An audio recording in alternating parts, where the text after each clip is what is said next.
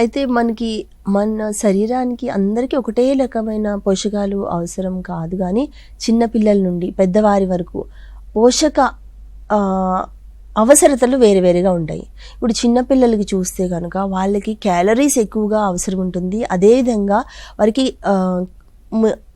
ఖనిజ లవణాలు అంటే మినరల్స్, విటమిన్స్ కూడా ఎక్కువగా అవసరం ఉంటుంది. ఎందుకంటే ఎదిగే వయసు, ఎదిగే ఆ శరీరానికి కావలసిన బోన్ స్ట్రెంగ్త్ కావాలి, ఇంకా ఆ యొక్క మాంసకృతులు కావాలి, ఆడడానికి కానీ పని చేయడానికి కానీ వాళ్ళకి క్యాలరీస్ కూడా ఎక్కువగా కావాలి.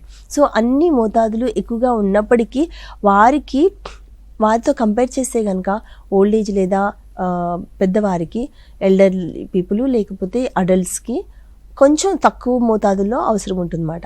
కానీ కాల్షియము ఇంకా మినరల్స్ అనేది, ముఖ్యంగా కాల్షియం అనేది అవసరం ఉంటుంది పిల్లలకి, పెద్దవారికి ఎక్కువగానే అవసరం ఉంటుంది. ఎందుకంటే పెద్దవారికి ఆ యొక్క బోన్స్ అరిగిపోయే సమయం అది, చిన్నవారికి ఏంటంటే బోన్స్ ఫామ్ అయ్యే సమయం. సో ఈ ఇద్దరికి కాల్షియం లెవెల్స్ అనేవి ఎక్కువగా అవసరమై ఉంటుంది.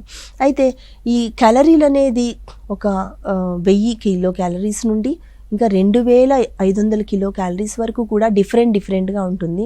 ఆ క్యాలరీస్తో పాటే కాకుండా ప్రోటీన్స్ చూస్తే కనుక ప్రతి కేజీకి 1 గ్రాము అంటే 0.8 గ్రామ్స్ నుండి ఇంకా 1 గ్రామ్ వరకు పర్ కేజీ బాడీ వెయిట్కి కావాలి. సో ఈ పోషకాలన్నిటికీ కావాల్సినవి ఇప్పుడు క్యాలరీస్, అదేవిధంగా మాంసకృతులు చెప్పినట్టుగా 0.8 to 1 grams of per KG body వెయిట్కి అవసరం ఉంటుంది. ఇంకా మినరల్స్ అయితే మైక్రోగ్రామ్స్లో అవసరం ఉంటుంది.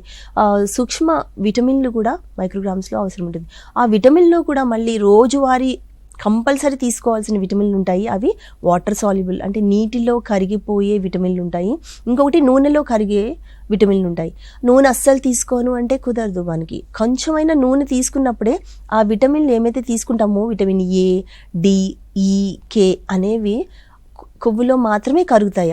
అవి మనం తీసుకున్నప్పుడు కొవ్వు లేదు అనుకోండి లోపల, మనకి ఏమాత్రం ఉపయోగం ఉండదు అన్నమాట. సో అందుకని కొంచెమైనా 10 ml నుండి 15 ml అయినా మినిమం ఆయిల్ మనం యూజ్ చేయాల్సి ఉంటుంది.